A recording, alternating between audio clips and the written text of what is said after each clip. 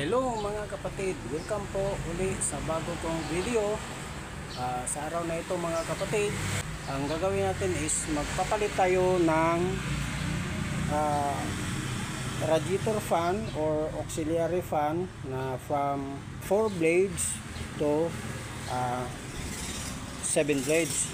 Ito mga kapatid, ito yung ipapalit natin dito kasi yung stock nito is 4 blades.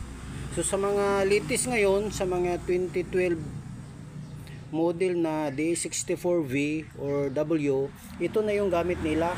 Kaya sa observation ko mga kapatid, mas malamig yung aircon ng mga late model na mga D64V or W kasi mas malakas maghigop ng hangin, kaya malamigan yung natin, yung condenser, kaya malamig yung aircon compare doon sa yung mga old model. So yun mga kapatid, sundan nyo lang ako. So madali lang ito mga kapatid.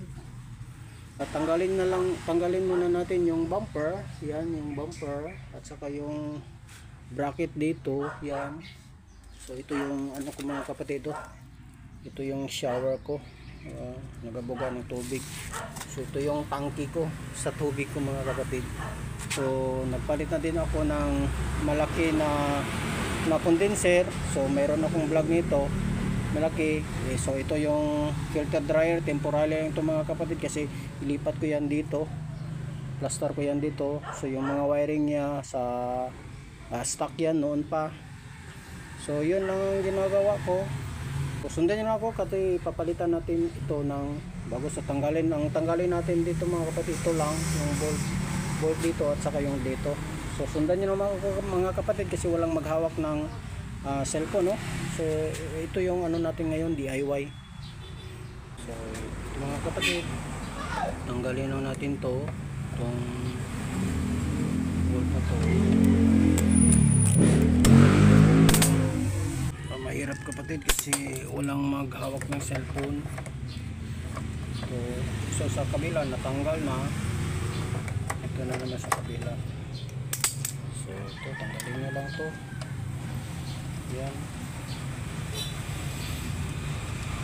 So ito lang mga kapatid, sundan nyo lang ako ha, para DIY na lang natin.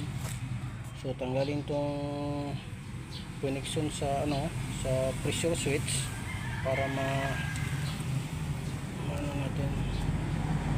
So pasensya lang mga kapatid, medyo ko muna i-post mga kapatid, malapit na.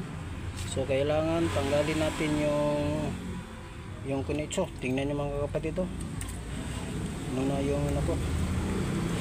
So kailangan tanggalin yung connector ng hose sa radiator mga kapatid. Ito tanggalin, yung headlight tanggalin para mahugot nyo yung mahugot itong fan sa loob. So kung mayroon sanang iba, tanggalin itong yung condenser para pero medyo komplikado kasi baka yung hose dito mapiko. So delikado. So dito na lang para walang problema.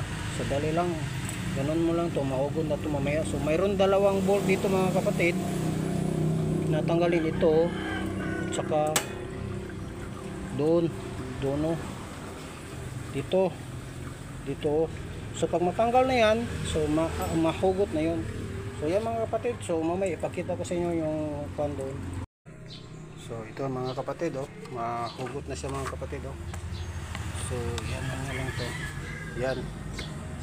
So mahirap pa rin, yan.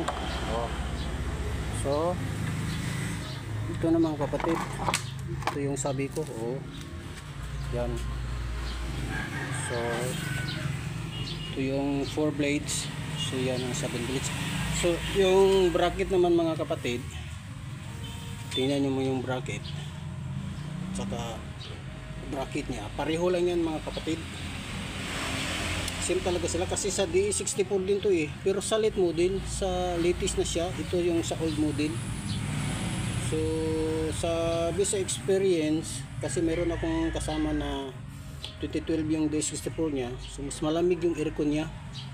Malamig talaga yung aircon niya kasi dahil dito sa ano, sa radiator fan o auxiliary fan. So ayan, so ipapalit natin mga kapatid. So madali lang kung paano yung tinanggal, ganun din pagbalik. At saka yung connection yung dito sa ano, sa socket niya, at saka dito pareho lang. So ganun yan mga kapatid. So, pareho lang sila ng socket. Yan, wala talagang pinag-iba. So yun mga kapatid, so ito na ang ipapalit ko. So tanggalin natin itong ano, tanggalin natin itong socket. So yan mga kapatid, so ibalik lang ito, madali naman lang. Plug and play ito mga kapatid. So kung paano nyo tinanggal, ganun pa rin yung pagbalik natin. Saka ito lang, dalawang bolt lang yung tatanggalin natin. Ito, saka ito yung stock. Ito, saka, so yan. So nakita nyo mga kapatid. Yung mga kapatid, oh, nakabalik ko na. So madali lang kung paano tinanggal yon. Yan lang. Oh. Yan. Oh, yan. Kung dalawang ano dito, ito bolt. Saka itong bolt niya, oh. At saka doon sa ibaba, mayroon doon guide. I-ano yung sintro nyo lang kasi yan, pag masintro yan, hindi man ito mag-align. Hindi ito mag-align. At saka dito, hindi yan mag-align pag hindi napasok doon sa baba. Na guide niya, dalawa din yung guide na ito. Yan, at saka sa baba. So dapat mapasok yan doon sa guide sa ilalim. So yun ang sabi ko, pag hindi yun mapasok, so hindi ito hindi mag-align ito. Saka ito, so ito align na. So lagyan lang natin ng bolt.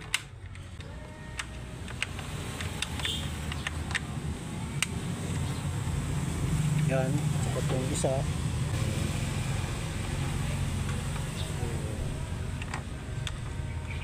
Yan, so higpitan ko lang mga kapatid, tapos ibalik ko lang ito at saka yung dalawang bolt ito. So at saka ibalik yung sa may hose sa radiator, yung connection niya, ito, plug and play lang, tingnan niyo yung socket niya.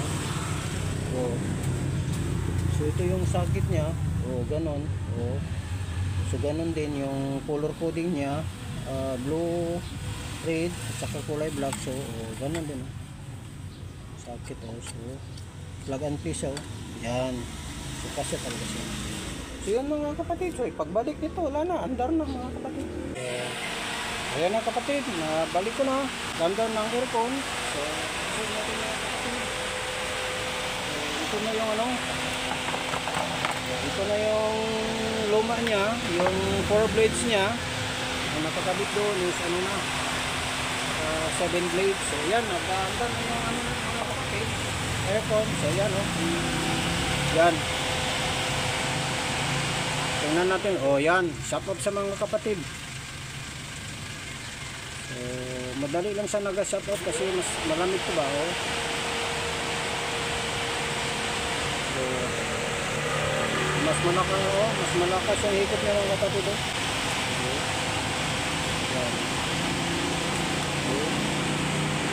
Malakas yung hikot.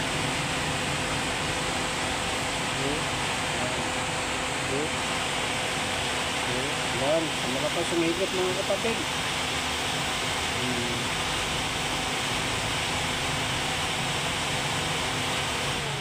Yan, nag-setup sa mga kapatid. Tingnan nyo, mainit ang panahon.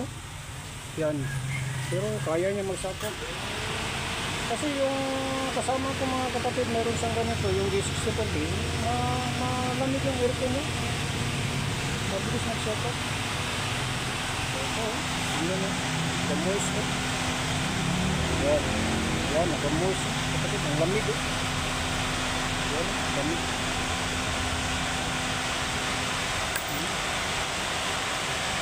Yan, that's out. Yan, sak.